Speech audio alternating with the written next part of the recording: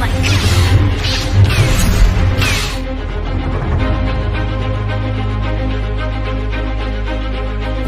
I'm vengeance. Wakanda forever! Yo, what is going on, you beautiful peeps out there in the geek world? Welcome back to the Suit Up Geeks channel, bro. We're back here with another roundtable for you guys.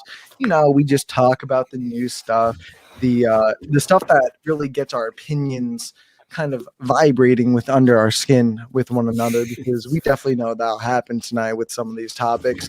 But I just want to say, how's everyone's week going? You know, let's start this conversation off a little fresh. Anyone got some hot takes on some things? You know, I mean, I'm just, I've been AWOL for a little bit. I'm just happy to be back here with you guys. It's oh yeah, man, yeah, ready to have some fun.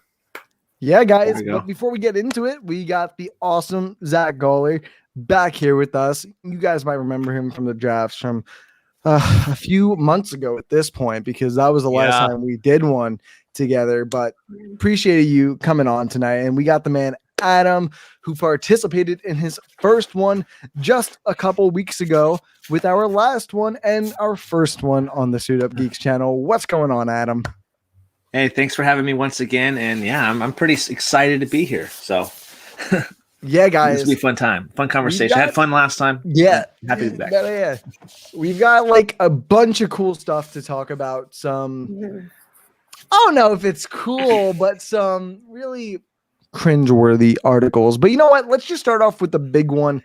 Amazon has officially bought MGM Studios. Forget this, a whopping $8.545 billion motherfucking dollars, which is almost the equivalent of what Disney spent for Marvel and Lucasfilm combined. Put that in mind, because that deal overall was $9 billion, and this was only shy $55 million, if I got the math correct. Don't, guys, I did not do good math in high school and college. Don't judge me, please. This is why Deebs does it on the Versus series. But yeah, guys, just throw out some general thoughts and opinions on this. Okay, ahead, so Adam. it seems a little steep, or is that just me? I mean, I know James Bond is like MGM's baby, but I feel like what else are they bringing to the table? I mean, Rocky. The MGM library is extensive. You have all the old MGM musicals as well. And like the classics, like we're talking way old, like black and white classic Hollywood cinema that MGM owns. No, and that's fine. But I also feel like in 2021, how much weight does that hold, especially considering how much they paid? Because at least Disney got Star Wars and the MCU. It's all going to be remakes, slow. And that's what's going to break my heart. That's what's going to end up happening. And like my issue with Amazon Prime buying it is that I don't think even like the interface and the platform itself, like MGM doesn't really suit it, if that makes any sense. Like if you look at everything that they own, like James Bond is like, it's sleek and sexy and like action packed. Like I thought Apple TV Plus was going to take it, but that's just me. I don't know. Yeah, I definitely think the just the layout of Amazon Prime, I think we were talking about this a few weeks ago. I think it's one of the worst like template outlines for like a streamer. Not only is it super ugly, it's just the way they categorize everything just seems super inefficient and super against user friendliness when it comes to that. And it's also really slow. I don't know if that's just my end, but does like Amazon Prime run slow for you guys? Well, I mean, I remember watching Sound of Metal without really much of a hitch, and yes, I was laughing at that comment, by the way. Yeah. Jesus Christ. Rocky. For the ones that are listening, Music City Drive-In said, Rocky great grandson is trying his hand in boxing. New Amazon Prime series. I don't want to see it. No. Dude, no, I don't want to see it. Can you imagine what they're gonna branch off now with? Because they confirmed when it comes to the James Bond films, they're still gonna run the theater exclusivity with it, which I think is a good thing. I know that was a big up in the air when they just bought it. Honestly, I thought they were gonna put No Time to Die on there over this summer with this new deal, but thank God they're not. I think everyone learned their lesson from HBO Max, especially after that earnings call that they lost over $1 billion with the day in, day out theater and home release, same schedule type deal. And man, dude, they definitely saw that, and I think they're sticking to their guns with this one. They're not only going to make more James Bond movies and more franchises, but even what MCDI said is, honestly, I think they might start branching off into like little mini series. Like I heard M was gonna get her own prequel series or something like that. I saw it somewhere. I don't know how true it was, but do you guys think like a lot of these characters are even worth the while of trying to explore, especially when we have like a rotating James Bond every 3, 4, even now 5 movie run? Not even close. I got a thought on that. Yeah, go ahead. So I grew up watching the James Bond films with my grandfather, and he got me really into them. Of course, you go have the James Bond marathons every year on TV. Some characters could be interesting to see, like a limited series run, like Jaws would be kind of cool to see him, or Odd Job, seeing these guys play into how they became such big villains, like before they met James Bond, possibly to introduce them into the franchise. I could totally see them doing like what they did for Alfred, which made him like a super spy before he met Batman, which I would not like that's the TV show that's going on or whatever. That would be not so fun. But yeah, they need to stick to, if they do write characters or have characters in the same universe as a James Bond, there's some Rocky Balboa. Dude, honestly, oh no, it sounds crazy, but it could happen.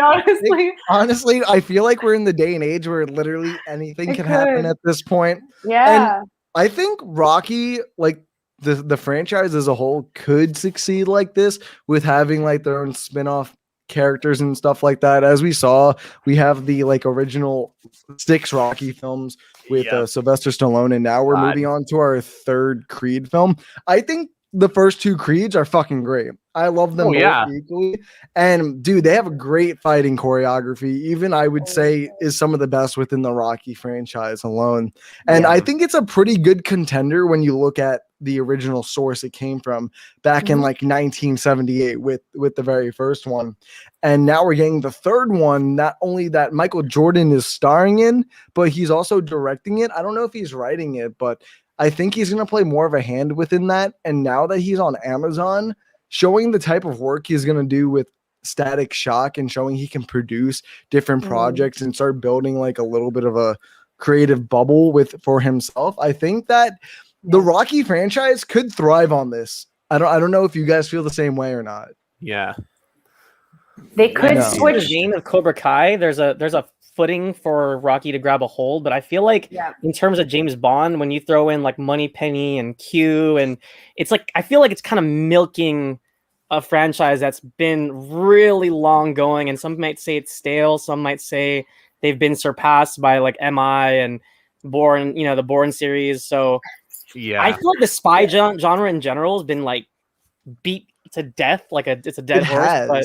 But without remorse, Yeah, so that's my issue with this buyout. I mean, unless MGM comes up with some really like strong original properties, it's like I just don't feel like I don't know how much they got for their money's worth. So. Dude, I don't think they got their money's worth between us for almost $9 billion. If Disney could buy 2 of arguably the biggest franchises in history, even when they bought it at the combined total of what Amazon bought MGM for, like, James Bond brings in money, and so does like the Rocky franchise, but not bringing in the money the MCU or Star Wars is bringing in. You know what I mean? Yeah, it's true. Yeah, movies that I would love to see that they do own now. The girl who played with, or the girl who with a dragon tattoo. That franchise. If they can do limited TV shows of that would be. MGM? I agree. I've never at seen least any the new of those one was movies. with Clairvoy. The Clairvoy one was Let's an MGM. see what's in the library. I'm looking at it over here, and they have the girl, the Spider's Web. That's one of their first movies. That I can see as like a limited series, like you said. I agree. That works. This is what I'm curious to like really think about. Is The Handmaid's Tale? MCDI was saying is under MGM, but I think it's contractually obligated for Hulu. Is the weird part. Like, I don't know like how that would work when it comes to figuring out which show goes to which streamer and stuff like that, especially for Handmaid's Tale. That's what, on like its 4th or 5th season already. Like, Yep. it's not going to jump ship to Amazon Prime for like a 6th and final season. It's not going to pull a fucking Community with Yahoo streamer. You know what I mean? The precedent has been set on those with like Netflix and Hulu also with the Marvel shows, because obviously like MODOK's on Hulu right now too. So that's going to be like, and Netflix has some of the old Daredevils. I guess yeah. So I don't think they jump ship right away. Yeah. If at all. My friends, all I'll say is if we get a Princess Bride remake, then I'll be pissed off. We don't. Then I'll be mad. I wouldn't be so negative towards that, because it more than likely will happen eventually. Come on. Don't. I know. It's just something that we don't want. Period. No. We don't want these remakes. It's inconceivable. Rest in peace, Dude. Andre the Giant. Yes. It's inconceivable. I think Christy made a good comment about like what it means for The Handmaid's Tale exclusively on Hulu, but I always forget that Hulu's primarily in the US, and I didn't realize that, to be honest. And I talked to Amanda, and I didn't even know that, which is ironic. But I could see that they can use Amazon as like another streaming service to help push like to different areas of the globe, like China and all the bigger markets that it's not in, Canada too, and stuff like that. I didn't think about it that way, but it could definitely happen that way. But do you guys have any more opinions on this merger? I think it's also crazy that we got another huge merger like this 1 week after the AT&T dropout from Warner Media and then Discovery Plus coming in. So we got two big companies like intersecting with one another a week apart, and it's fucking insane. And I hate to bring this up, but like even the talks of Disney buying DC, like I'm not saying whether that's true or not, but like the idea of like all these companies merging all at once too, just the ideas, it's fucking crazy and blows my mind. But I ain't gonna get into like the rabbit hole of the MCU buying DC, because that could be a whole podcast in and of itself right there. Could you imagine though? Let it lie. Dude, I would be higher than the fucking solar system. I don't want it. I don't want Don't it. worry, you're not the only one that doesn't want I don't it, but want I do. it. Not because I I don't want it, just because like Disney will have like a gigantic monopoly, and then you can have two like major comic book companies under the same corporation. Like that doesn't make any sense, because then I don't know. I just don't think that the money should be going directly to one massive entity. The crossover in would that be way. cool, though. The That run crossover actually would be pretty awesome. It would be. Maybe Sony will buy DC. Bro, honestly, I don't even care who buys DC. Just someone other than Warner needs to have DC. They don't know what they're doing. That's really just what it needs to come down to. It's But embarrassing. speaking about Marvel, I want They to get just some got of your Snake Eyes too. Oh, sorry. dude. Oh no, I Oh, Or forgot wait. they about got the Snake G.I. Joe Eyes. franchise. Isn't Yeah, it? G.I. Joe Ew. That's franchise, too. MGM. That's Yeah. Oh, MGM. wow, I Yeah. didn't know. That's I thought it unfortunate was 'cause- Paramount. So is the Adams family too. It looks like. But the Yeah. Adams Candyman, family has another like one. I I want think a they have show. an exclusive deal with Netflix on the Adams Gosh. family, since they're doing the Wednesday TV Is show. it like a on there. reimagine? I don't think it's. I think it's like loosely. I don't think there's like copyright type of situation. It's a completely different character. It might be because it's based off Wednesday, and we don't know like what it's hard to say like what the I don't know. legal parts of this are. But Yeah. dude, G.I. Joe in general, the first movie was semi-enjoyable. I think it's more of like a guilty pleasure film. It's more fun than really paying attention, like, oh man, that's cool, and stuff like that. The second one, take or give. But yo, Snake Eyes just doesn't look good in my opinion. That's all I'm gonna say. I mean, Henry I'm, Golding, I'm really? there for him. Yeah. I'm there for him. Well, as soon as Legit. they hired Henry Golding, I'm like, they're not giving him the mask. He's too pretty to put the mask on his face. Facts. That dude, and that's my biggest problem with it is I like Snake Eyes because he's so mysterious and doesn't fucking talk. If his face doesn't get burned off and his like larynx like slit, and he's like Snake Eyes by the end, which will probably actually happen, I'm good. As long as we get Henry for like half of it with his face, we're good. Yo, what is up? What's up, Good. Leo? Yay, What is GG. going on? Welcome I said that backwards, but you get my point. But there's It's one thing I gotta ask you guys when it comes to Marvel. This trailer, you guys already know which one I'm gonna bring up, but this trailer blew the minds of not only half the globe for better or worse reasons, but the other half is better reasons, and that's got to be the Eternal trailer, baby. Fucking Eternals, baby. Bro, Zach, Love take it. it away, man. You're very excited. I don't Oh want my Go, god. go, Go go, ahead. go. Go ahead. Looks freaking beautiful. Like Chloe Zhao looks like she did such an incredible job with this thing, and like freaking just seeing Richard Madden in there as Icarus and seeing everybody come in, Angelina Jolie, it's just like seeing that announcement at Hall H and seeing everybody come together. It's like full circle, man. I'm so pumped to see this, and it looks like it's like the best shot Marvel film ever. Like just Dude. judging from the trailer. I don't want to be that person because I know like the whole quote like, oh, this whole phrase is going around very loosely now and doesn't have a big meaning. But bro, this could be the first Marvel film to get a cinematography Oscar nomination.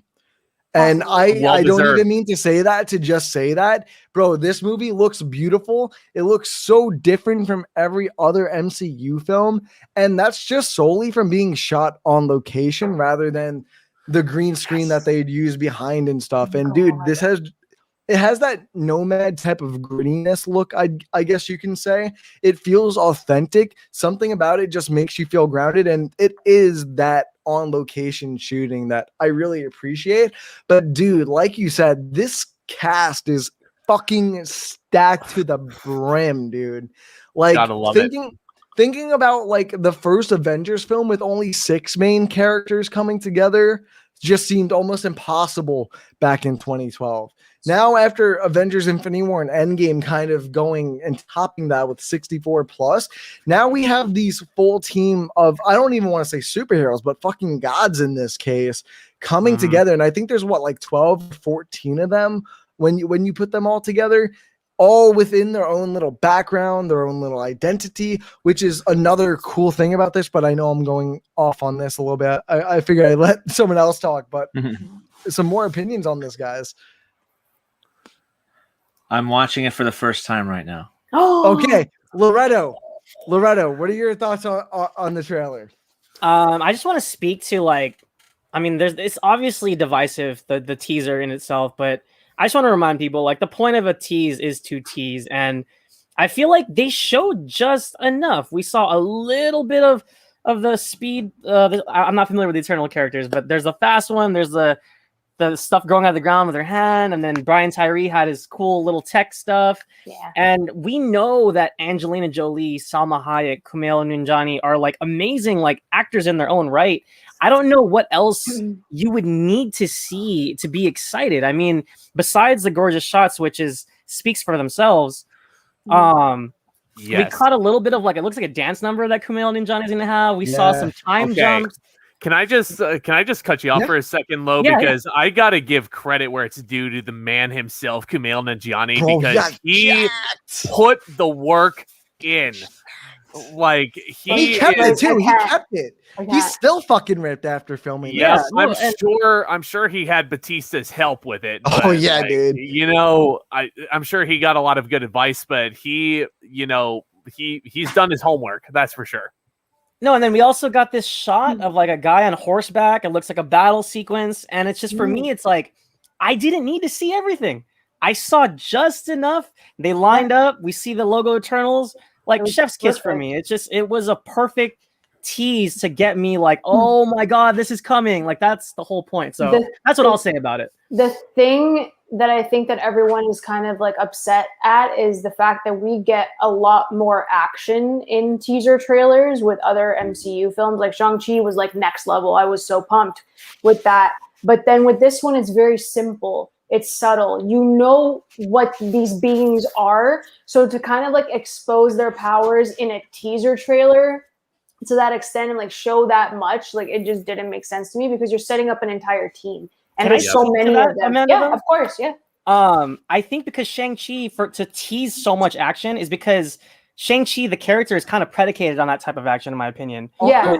What, No, yeah, for but what sure. Chloe Zhao is focusing on is the characters, I think, and I think that's going to make so much difference when we finally see the film, and so. Yeah, no, that's what I'm saying. That's the clear difference. Is like it didn't pump you up because it's going to be a more humanistic story to these like basically like celestial beings, these gods. So I think that's going to be a really, really unique take, and that's what got me excited. So I like Lo. I didn't have to see that much to be happy, to be honest. So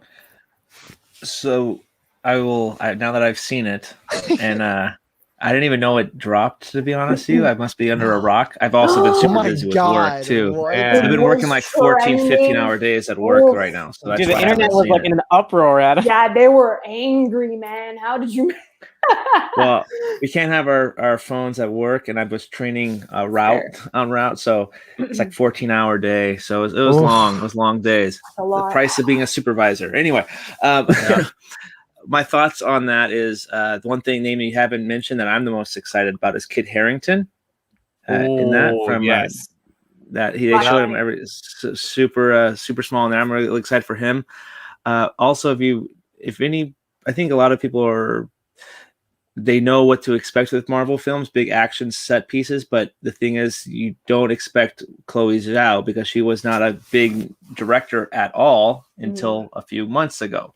With The Rider being her first film, it's a very beautiful, simplistic, non-acting actors in that film, telling a very character-driven story. And then Nomadland's the same exact thing. And now she is able to have this free reign, and probably unlimited budget, unlimited acting choices. Now she gets to have actual people in there, but keep it very character-driven. So something people are probably taken aback by.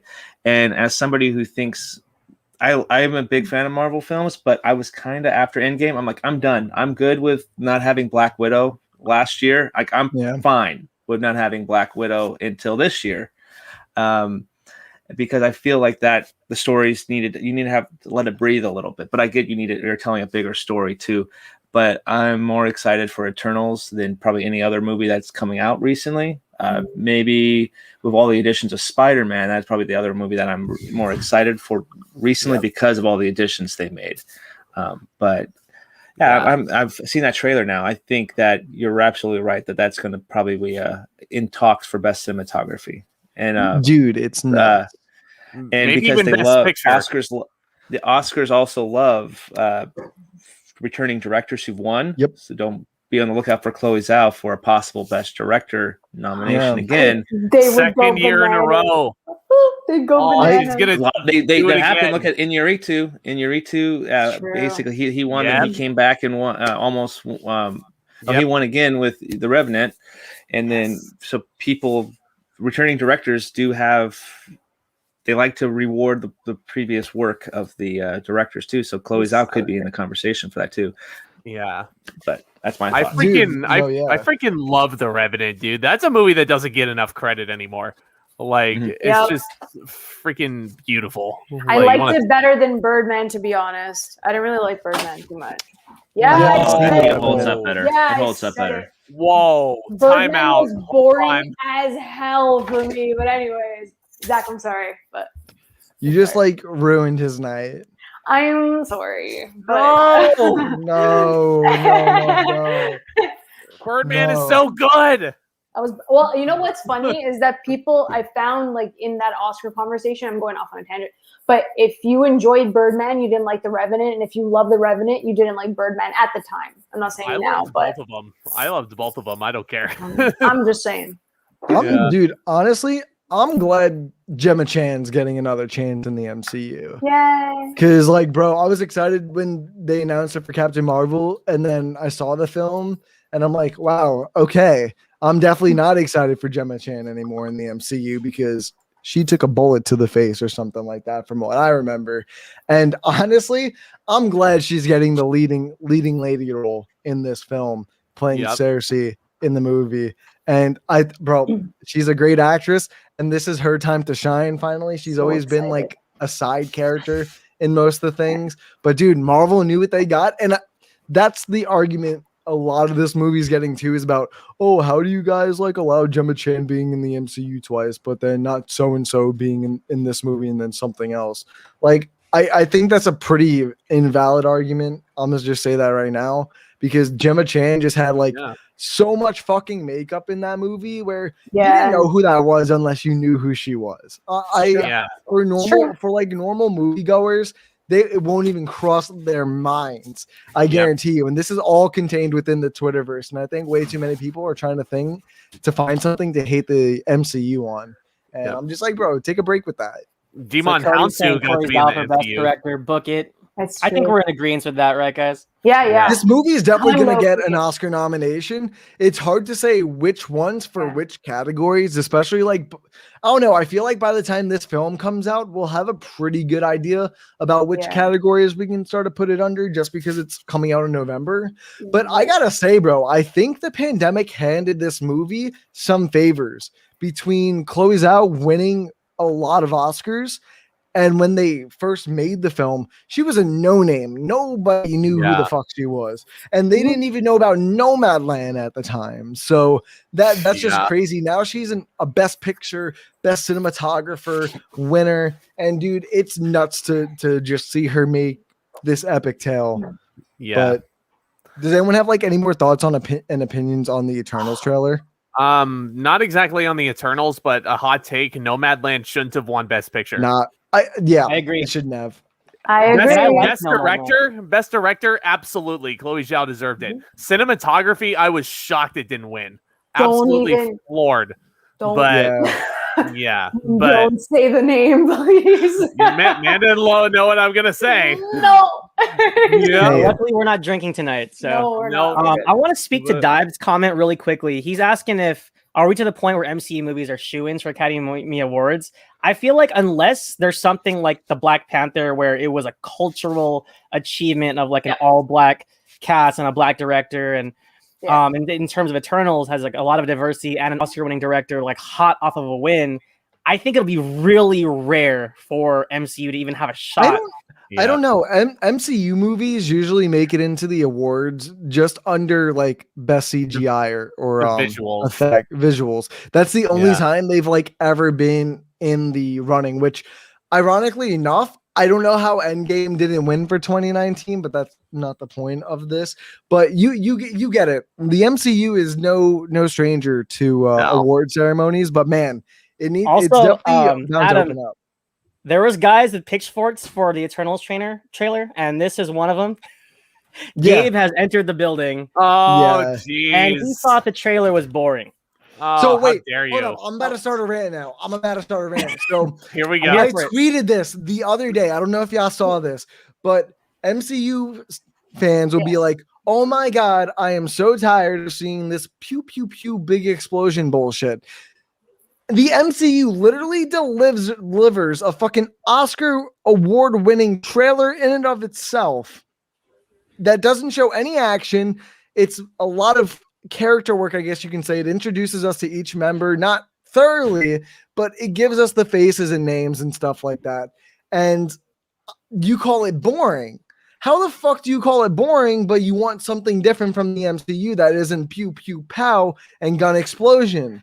So which one is it? That's my biggest argument against it is how do you say you want something different, but then when we give you something different, you complain about wanting the same exact fucking thing as you complain about not wanting to have. Right. Yeah. And like, I feel like this. And it is an instant classic, by the way, Gabe. It is an instant classic. I feel like the same people that hated the Eternals trailer are the same people that were like, oh, we don't like WandaVision because it's too different and weird. And I'm like, what? No, WandaVision. But it's their best show that they made. Oh, easily. So far. Easily. Loki may top it. I don't know. Well, of the two we've seen so far.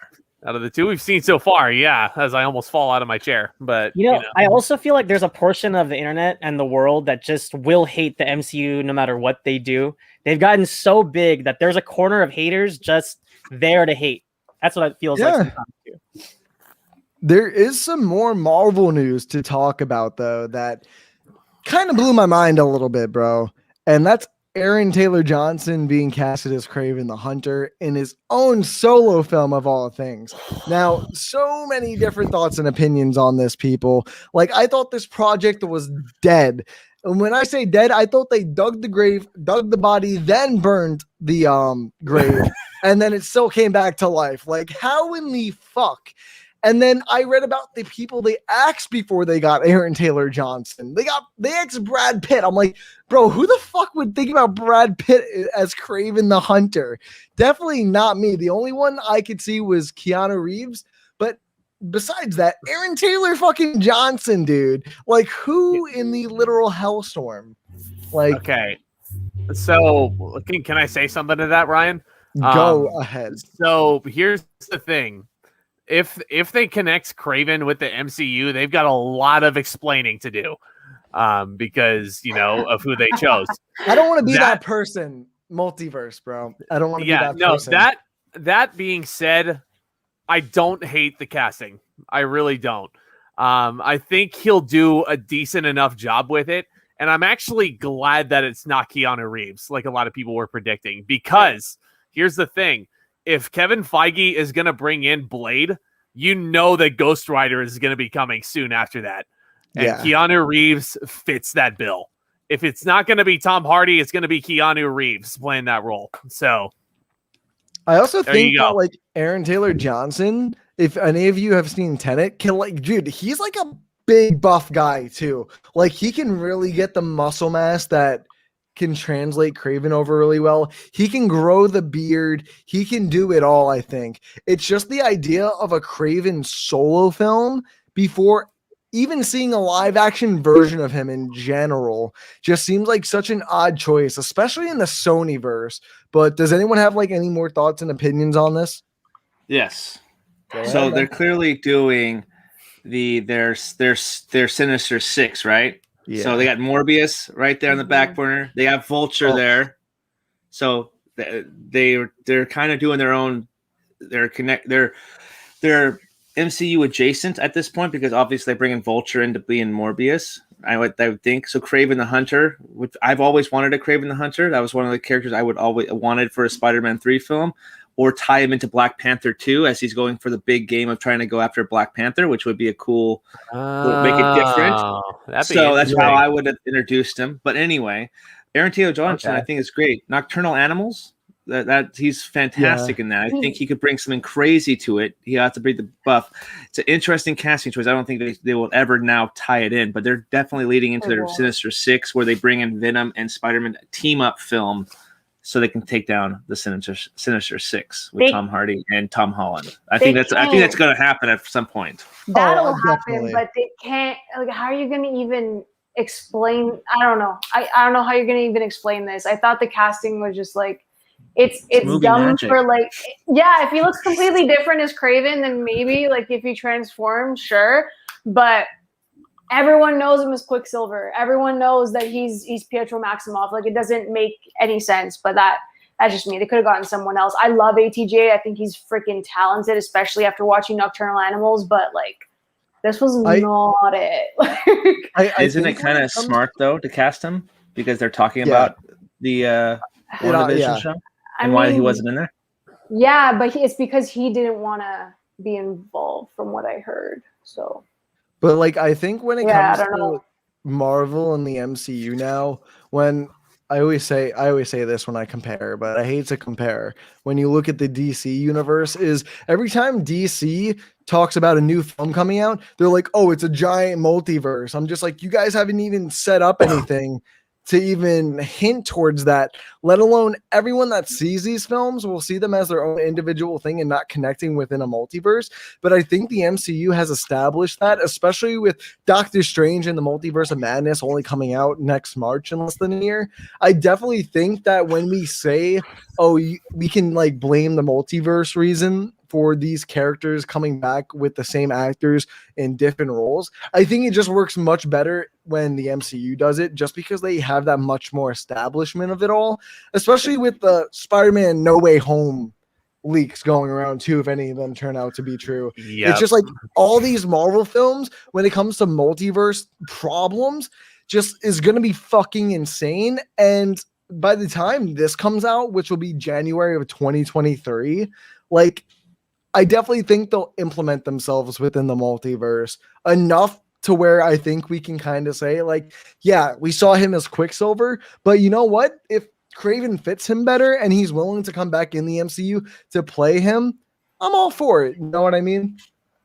It's fair.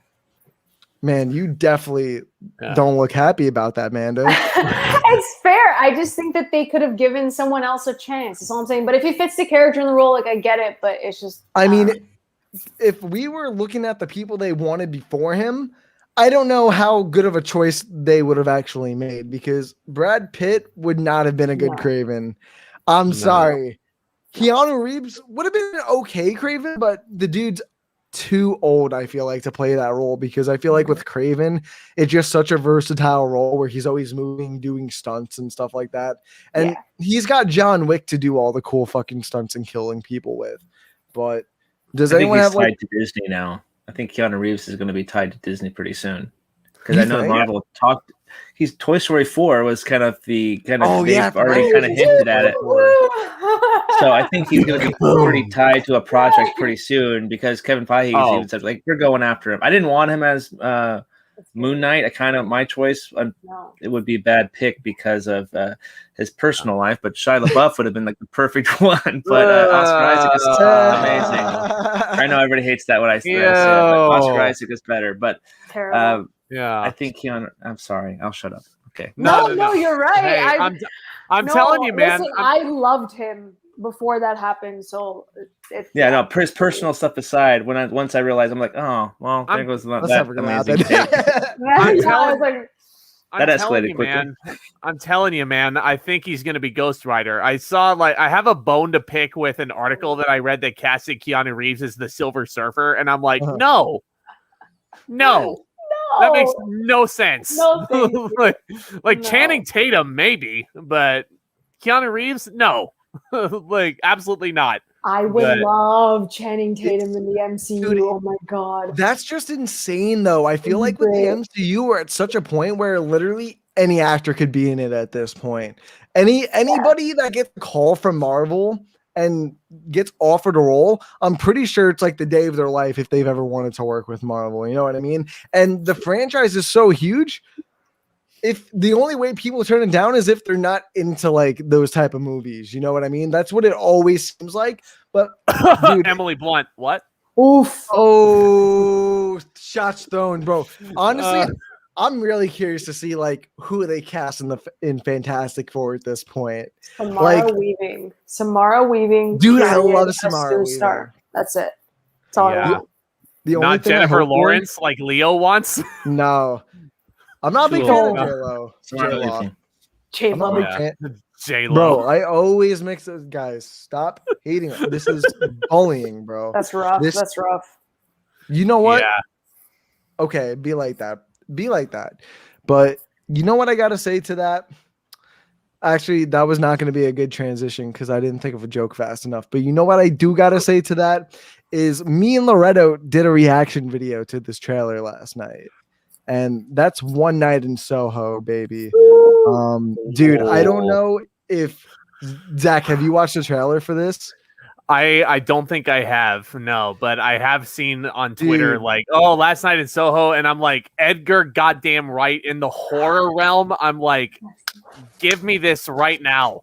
Edgar Wright is one of my favorite directors working right now. You know, thank you. I said that myself. I even Adam posted something on Twitter a few days ago about having your best Edgar Wright films. And dude, when I was making my list for the best Edgar Wright films and ranking them, it's so hard, dude. They're all so good. I said this on the show with Loretto last night.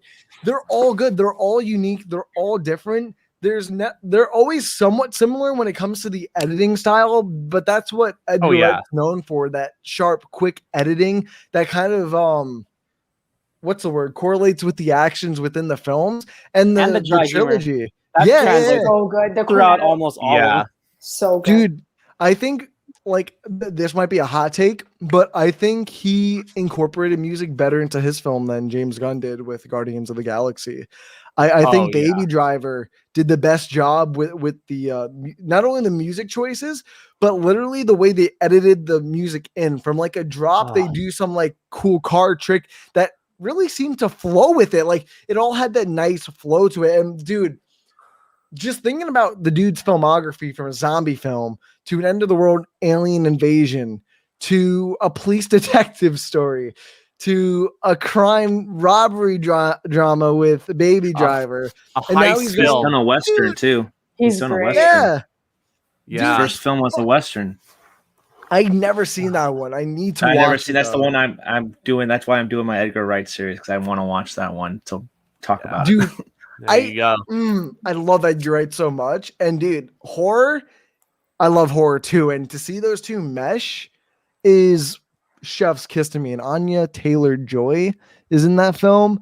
But to get away from the trailer, since you guys haven't really seen it so much, I just want to talk about like Edgar Wright's filmography in general, just because I feel like Last Night in Soho has been having all this hype built around it, especially after being delayed with the pandemic. And now we got our first trailer. I think it's only just in our civil duty to talk about this gorgeous man, because I think he's one of the most influential and the most consistent filmmaker of our time. And Scott Pilgrim too, dude. He made a fucking comic book film before he even started working on Ant-Man. Like, Yep.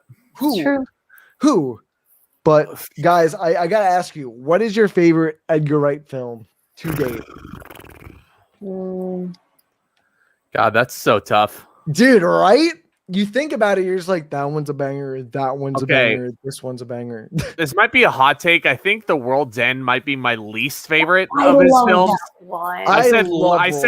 I said least favorite. I know, No, I love that but one. it was just one I wasn't like really getting into as much as some of his other ones. But like, I have a lot of fond memories going to the theater and seeing Baby Driver.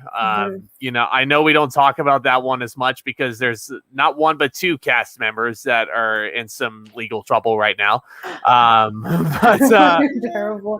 like, so I'm just gonna go ahead and say Shaun of the Dead. I think that's the most fun I have. Really? You know, with an Edgar Wright one. Yeah. Damn, Shaun bro. of the Dead. I think I'm the only person that has Hot Fuzz as their number one. I absolutely love Hot Fuzz. I love Hot Fuzz too. That's the weird thing. I'm like, Hot Fuzz is like so tough. literally in my Letterboxd favorite films of all time. One of my 4. Hot Fuzz is in there. I'm not big on like cop films and stuff like that, but dude, Simon Pegg and Nick Frost just kill it in that little trilogy the three of them created with one another. And to your point, I definitely think World's End is the most underrated Edgar Wright film out of the bunch, but I think it's also the most hated at the same time.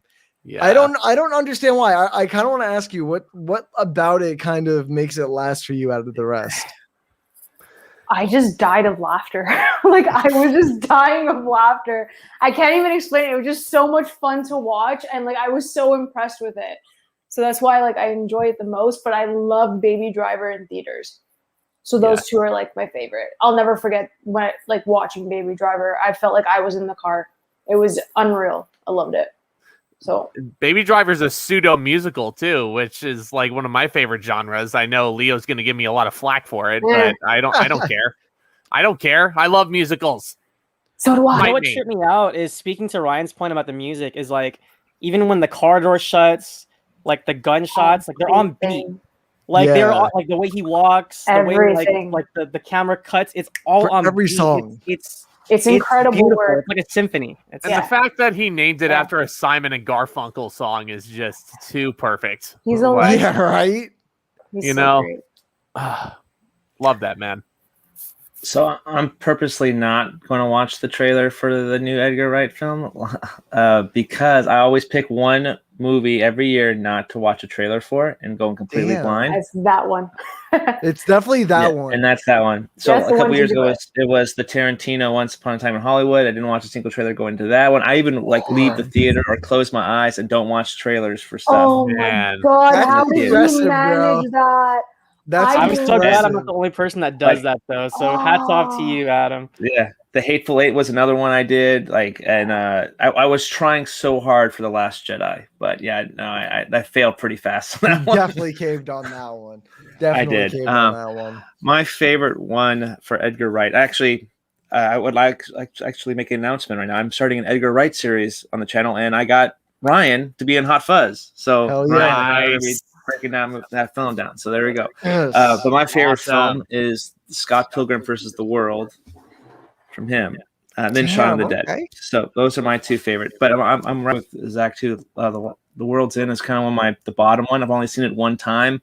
And low-key, Hot Fuzz was another one. Like, they're still good, but like near the bottom, it's ones I haven't seen as much. So I'm looking forward to going back and revisiting them, maybe appreciate them a little bit more too. But Scott Pilgrim vs. the World is one of my favorites, and it's because Michael Cera really elevates that film for me. And I just enjoy his character, and Mary Elizabeth Weinstein as well. So she's fantastic in that movie. Chris Evans literally ended my life in that movie. Oh my god. He was so funny. Let's cool her down. It was so Guys, funny. I got the Did water. Did he do Scott Pilgrim before Captain America? Or did Yeah, he? he did. Yeah, He did. it was just Wow. fun. He was so funny in that. My oh my, how the time flies. I know. Dude, it's My so goodness. weird watching Chris Evans do anything but Captain America I anymore. know. But that's not the So sad. point, bro, anymore. That's not the No. point. Chris Evans is thriving, dude. Defending Jacob was great. Knives Out was great. The homie can obviously succeed past the MCU. Lightyear. Like, I actually agree with Adam. Sean's my favorite, but Scott Pilgrim is like right there because it's so good. I think Scott Pilgrim literally is such a marriage of so many genres. Like, it's funny, there's romance, there's really good action fight sequences, there's like video game tie-ins, like the Zelda soundtrack and the coins and the pee bar when he pees. Like, it's just so inventive and just it's literally, to me, it's like one of the perfect interpretations of a comic to screen, because it feels like you're watching a comic book come to life almost, with the POW and the KO, And it still holds up to this day. I think I watched it like a few months ago. Again, like when he announced that they were doing like a theater re-release of it for just to get people back to the movie theater and stuff. And I just rented it. And I'm just like, dude, how does the visual effects for this film hold up so well? And it is literally the version I would consider the most like comic booky film of all time. It literally 75% of this film is just made of like comic book art. And I absolutely love it. But I do want to touch on the World's End thing. Oh, yeah, go ahead, Adam. Go ahead. One last thing. Did you hear about his idea for Grasshopper Jungle? Do you have any idea what that is? No clue what that is. Okay, I haven't heard of this either. Go ahead. I heard of it. Continue. I haven't heard about this one, the Stephen King thing. Stephen That's pretty King cool, one. though. I don't know. I have no clue like what Running Man is. It's a Schwarzenegger film. Yeah. Oh Steven. God. Oh no. Stephen King novel, but Schwarzenegger was in it. Yeah. And one of the hosts from Family Feud was also the in it too. Oh my God. The Running Man. The Running Man. Apparently, Grasshopper Jungle is there's a young adult adaptation, Grasshopper Jungle, and a post-apocalyptic tale in which 6-foot-tall praying mantises have taken over the small town in Iowa. The protagonist is also sorting through his feelings for his best friend and local girl. It's super weird, but Edgar Wright says that he kind of wants to do it. Adam, I need to watch 2017 this article. right now. I need to watch 2017 this. article on That Collider about sounds Edgar Wright's like next film. fun. That sounds like something he definitely would do. 100%. Definitely Weird. sounds like an Edgar Wright film, dude. And I feel like it'd have like a 50s like Mars Attacks kind of vibe, like retro / like B movie. Mars Attacks is great. I love Mars Attacks, bro. It's so campy and awful that it's so good. Literally, everyone gives their cheesiest performance. It's baller. But like I think when it comes to like Edgar Wright, though, he's just proven himself in so many different areas of filmmaking. Like I said, he's got the comic book down. I mean, bro, he was literally writing Ant-Man and still has a story credit for that film before they had the creative differences. Like, other than that, yeah, Amanda, gosh, we'll get to you in a minute.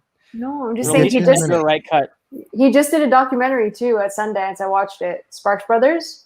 Really Yeah, I heard good. about it. It was really good. I was impressed. It was awesome.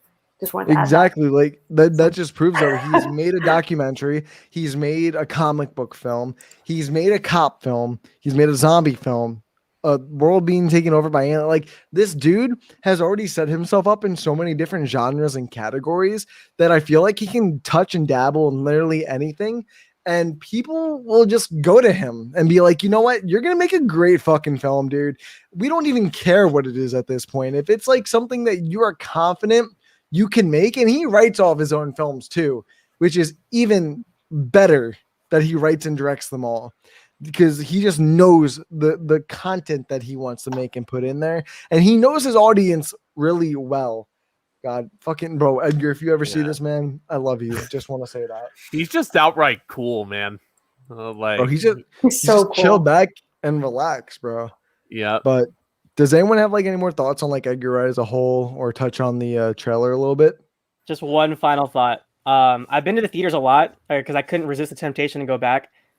Scott Pilgrim Anniversary in Dolby Cinema Did watch it. was my favorite experience in the theater this entire year. Better than Godzilla Kong. Damn. Like better There than you go. name it. Like that was my favorite experience in the theaters. What about Mortal Kombat? Again. Damn. Rip. Christ. I still didn't watch it, but you know. I saw that in Dolby as well. I was very angry. Of course he was. Of course he was angry.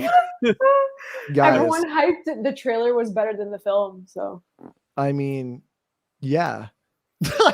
I mean, there's no other way to put it, but since we're on like the topic of horror films, another infamous director, very hit or miss depending on the person in this case.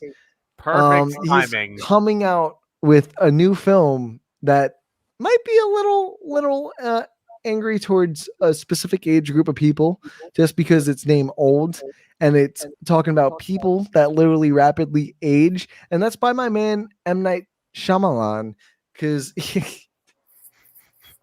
bro, I can't see that happening without laughing anymore.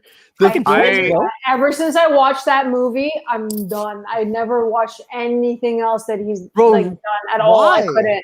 Cheap plug. Nothing. Cheap plug for my channel real quick. It's just my name right there in the there on the screen. I started my M. Night Shyamalan series. I did a Sixth Sense review before I took a short little hiatus, and I just posted Unbreakable yesterday. So yeah, those are his two best films, bar none. It's all downhill from here, and I'm so excited. Dude, M. Night is so excited. I can't even like tell you how confused I am with this trailer, bro. Like I thought the happening was confusing because they tried to make me believe that the air was actually killing people. But like these bees are dying all over the place. Come on, guys. I have the worst flashback. No, never. To that, oh my god, worst experience of my life watching that movie. I can't. Well, like, you haven't seen The Visit. You haven't seen what was his last one? His name is tied to it. Glass. The only one that I did watch was Split because I love James McAvoy, and that's you what I was didn't like it. It was okay up until the last 10 minutes. Like I know. But the last couple of minutes, like the last act, it fell apart for me. But like James McAvoy is very talented. Anya is like a goddess, and that's the first time I saw her. But I swore to myself after the happening, whatever he did, I would not watch because I couldn't do it. Devil's not pretty. It was pretty good. Devil's pretty good. I like. He was a producer though. Guys, he wasn't a director. The one in the elevator. I love you all, but you cannot sway me to watch one of his films again. Bro, you won't even watch The Visit. Not After Earth. See, you're listing all of these, and I'm like, no. I saw the trailers. I can't.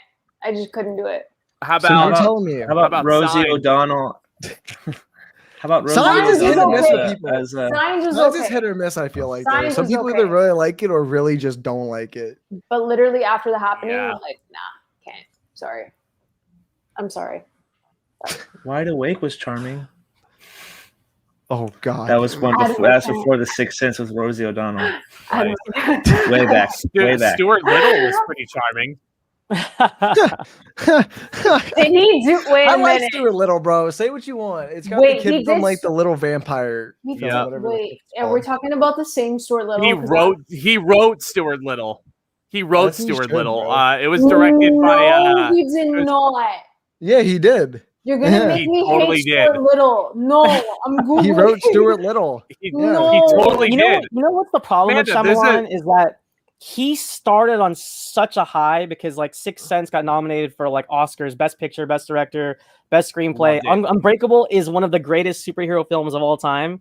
And then after that, I just felt like he couldn't live up to the hype. I don't know what it was. Lady in the Water was a fumble, Yeah. and I liked The Village, but some people hated it. And I think he just couldn't live up to the Haven't- hype. And I think he kept trying to do the same thing with the twist, but at some point, you gotta like do something Still different. does it. And then when he did do something different, it wasn't He great. still So- does So- the twist, bro. So Stuart Little was his best film. What? Whoa. The disrespect. Bro, I'm what? just saying I love Stuart Little, so I'm just gonna. Not over Uh, 6 cents. Another No, good Sixth Sense is project. great. Don't get me wrong. Another like good project that people talk about is Surfing. Like I couldn't get into the show, but like it gets Haven't good seen it. reviews. It's about like this family that loses their child and they use like a fake baby to kind of like fill that void of the one they lost, and then magically one day the fake baby turns real. Like what that the the- fuck? Is that the show It's on that Apple. Rupert? Is that the show that Yeah. Rupert Grint crawled out Yeah. of his hole to be in? Yep. Okay, cool. Hey, Yeah. leave Just Ron making alone. sure. Leave Hey, him alone. no, like after Harry wanted to be Potter, left I haven't alone. seen him do anything else after Run. I'm like, He what- did a where show is with he? Nick Frost on BBC, I think. Yeah, It was like Yeah. a remake of Snatch. I heard it was okay. Yeah, but then I'm like, where's this guy been? You know? Who's Have you guys seen seen The the trailer for I Old? love. Who's seen the trailer for Old here? Adam, Zach, have you seen it? Okay, good. I don't care if Amanda's seen it. As long as the rest of you do, it's perfectly fine, bro. It's Naturally. perfectly fine. But I gotta get Jesus this. What Christ. do you guys think of this trailer though? I don't know what I was expecting, but it's also not what I was expecting at the same time. Weird. It was Looks an so interesting weird. Super Bowl spot. It was a Super Bowl trailer. Yeah, that It was was that last did, bro. year. That was literally just That's people how it debuted. looking scared on a beach. That's literally all it was. Frightened It's face on a Lost beach. with old people. No, It's very Shyamalan. super aging. Yeah, like It's very bro, much on brand for him. like think It's- about a very typical thing you do, and then just put some random shit in there. That's It looks like Shyamalan with a sprinkle of Ari Aster in there because he got Alex Wolf to do it. So like, it's That's even worse that you just explained it that way. Well, No, like- also, I I'm wasn't just really into the saying. show, but it kind of gave me Lost vibes as well. Because you know how like with Oh, Lost, you yeah. didn't really know what the hell was happening. They were just stranded, and bro. What if it was the wind that made them old? fucking plants, bro. Fucking plants. God, these bees are No, dying all over the never. place. Dude, Say hi to your mother for me. Come on, guys, take an interest in science.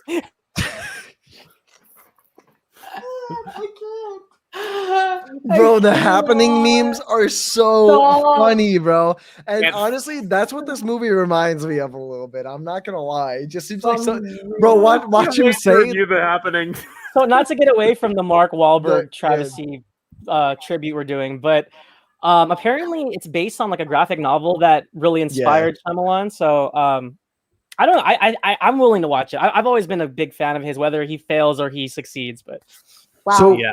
the real question is the twist gonna be A, the water's doing this, B, the air is doing this, Stop. 3, the rocks around the beach are doing this, or 4, the beach itself is doing this? Which one do you guys want to take a guess at before we see this? Uh, I'm gonna go with Ryan- the rocks. I'm gonna go with the Ryan, I'm gonna go with option E and say that the twist is there is no twist. rocks. Ooh. Oh, bro, come on. We gotta have like the classic Shyamalan twist. Well, bro. no, because that's why people were so pissed off at Signs because they were like, Oh, where yeah. the hell is the twist? And I was And like, then he put a twist in every film after that, bro. yep. He put it. no, the twist was the aliens were allergic to water. The twist was there was no twist in Signs. You're, That you're doesn't count. killing me. You're really Bro. killing me. The twist is done comes back at the end and reveals himself to actually Oh not my have died by God. the water. That Are you kidding me? The puddle of water he got drowned in. He washes up on shore of the beach. How did I get here? Do I have teleporting powers now? Yep. God. Just teleports through the portal of the puddle and just appears on the beach in old. Hey, shouts out to Christy. Thanks for watching. She said she's met M. Night. I heard he's a really cool dude. He's like a Philly Oh, yeah. guy. I ain't knocking that. Super down to earth. Yeah, From and I what heard I he's heard. like really nice with his fans and stuff. So honestly, I'm not trying to hate the guy. I think he's a talented filmmaker that just he got put up on such a high pedestal. It was hard to live up to at that point. So I just That's think what it is. I think it was like an overcompensation type of thing. I think he just felt like he had to go past his original basis. Like he's known for the Sixth Sense twist. I see dead people. So epic. And it's Willis just- is the dead person. Oh my So god. And epic. I say this in my review of it, but like when Haley Joel Osment is like, I see dead people, like the camera work is just so perfect in there because it's just panning in on Bruce Willis as he's saying that. So It's good. And like, there you That's go. been his thing, That's though, the dude. twist. and That's also been his shouts thing, out to though. Toni Collette because pre-Hereditary, she's amazing in Sixth Sense as well. So I always good. forget she plays the mom in that film until like Yeah, I dude. go back and watch. I'm Yep. like, oh yeah, that's right. Toni Collette's the mom in this. Sixth But, like- Sense, Little Miss Sunshine. She's done She's a lot. awesome. She's done a lot of great stuff. I think I'm not- Shyamalan just tries to like surpass himself when I don't even think he can. I don't think once he made the Sixth Sense and that twist became the twist of all twists, I guess you can say, there was no way he was outbeating himself there. No. I think when it comes to twist, everyone thinks of the Sixth Sense first. And how do you beat that? And I don't think he can beat that, but it feels like he keeps trying to. And I don't know if it's the twist that's bad itself, but maybe we're just trying to uphold it to the shrine that is just so high up that he's even too small to grab. Yes, that was a height joke because he's like 4'3", I think. But that's Hot besides take, the I point. thought Unbreakable was better than Sixth Sense. Me too. Oh, Me too. Yeah, Me too. oh. No, because it is Yeah. his best. I film. agree, It Lo. is his best film. I don't Thank think you, Sixth Sense Adam. is his best. Thank you. I love it so much, and it's like film school. It's just so masterfully Oh, shot, so masterfully God. like hinted at. I'm so I- happy I- that film is getting the credit it deserves. Dude, I think Split is his second best film. That might be a hot take. It's I don't know. It's a good one. It's a damn It's a- good one. That's all right. Thank you. On bro. So like you guys said, I don't mean to like track off here, but before we end, I gotta talk about Anna Taylor-Joy, bro, because that's the boo. She's in Last Night in Soho, and like you guys said, this was the first film, or Split was the first film that really introduced you guys to her. But if you've watched The Witch, which came out like a year or two previous, that was her big screen debut. I personally might not have liked the film, but Wow. she was fucking great in the film, and she has not disappointed since. And I really liked what she did in Split, playing that really tortured from her past while trying Yeah. to unravel it. And dude, I just think Split had so many different layers to it that was even a lot for Shyamalan, I think. But does anyone have any more thoughts, opinions on the old trailer or Shyamalan in general before we start wrapping things up? I'll take that as a no. I'm good. I'll take that as a no. It's We're all fine, good. guys. Oh my Amanda's gonna god, rant thanks, for about Amanda. an hour on Shyamalan. No, I won't say It's fine. anything. I have the power to kick her out this time. I'd love him so- so much more if he didn't do the last Airbender film. That's all I'll say. You mean his Breaks best my film? heart. You mean his best film? Lo, My you brother just auditioned for that film. I You did? need to Wow. tell Did you. you Yeah, really? my That's, brother auditioned for. Are you What'd you serious? audition for? that's awesome. He auditioned for the one of the sibling that I think it's one of the kid that was holding the lantern. I don't know. It was Oh yeah. the white guy. Well, they're all white. But, The white- They're all like- That's part of the film's problem. That's the no, it was That's one why of the, everyone the loves guy the with film. the girl that always like traveled with the girl to get. I've never really got into the last Airbender, so I'm not sure the characters' names, Probably but Sokka. Yeah. yeah, the but guy yeah, from but it's Twilight weird was the because brother. he's like 6'4" with red hair. I don't know how that would have worked or how it looked. So it would have been. He auditioned for it. He got a call back. So that was kind of cool. Bro, that's Nice. fucking cool. That's awesome. nice. That's That pretty is cool. awesome. And So I was so honestly, hyped for that last Airbender. I would have bought all the merch and had my brother sign it. That's what I was just dude, Yeah. dude, that's smart. That would have been That's great. You got smart. it.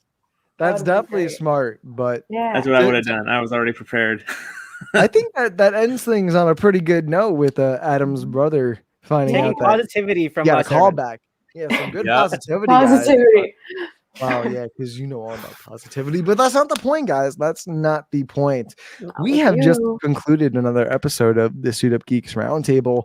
Wow, guys, another great episode in the books, even though it's only the second one, but still another great episode in the books.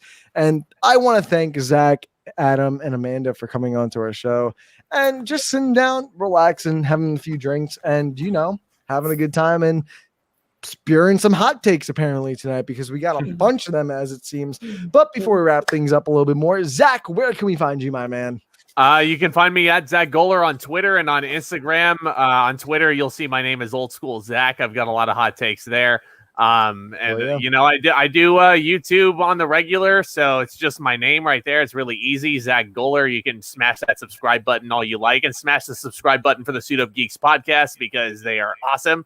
I've got Shyamalan reviews coming up. I'm doing, I still need to write out my Army of the Dead thoughts. I've got that, and I need to watch A Quiet Place 2. I need to watch Cruella. So a lot of stuff to catch up on. So happy to be back. Happy to be back after a couple weeks. Welcome back, brother. Yeah. So, thanks, Let's man. get I it. appreciate Yeah.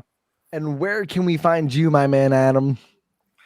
You can find me on Twitter at Adam Sideways, but I also run the Twitter for our YouTube channel plus podcast, Almost Sideways, or a place for movie conversation. We'd love for you guys to come join that conversation over there. Where I'm one of 4 hosts. Terry, Zach, and Todd are doing the main show, so they do a lot of older reviews. So they just did a 50-minute deep dive on Little Miss Sunshine that just dropped on the YouTube channel. So that's super cool. And I think we're starting, like I said, Edgar Wright movie reviews soon, leading up to the last time. So I think I'm doing Spielberg leading up to West Side Story. So, and it's got kind of, so if you would like Big to, series. if one of you guys here want to join me on a movie, hit me up on Twitter real fast, and we'll get you on board. So Hell yeah. I would love to talk movies with you guys. So come join Almost Sideways. So it'll be fun. So see you guys soon. Awesome. And where can we find you, Amanda? Well, thanks for having me on, guys. It's so much fun. So great. You guys can always find me over at AMX Indie Reviews on Twitter, Instagram, and Letterboxd. I do have my Cruella review over at Candid Cinema on YouTube, so go check that out before you watch the movie tomorrow or this weekend. And you can check out my website, candidxcinema.com. And once again, thank you guys for watching at home, chilling, relaxing, and having a good discussion with us. Thank you again, Zach and Adam, for coming on.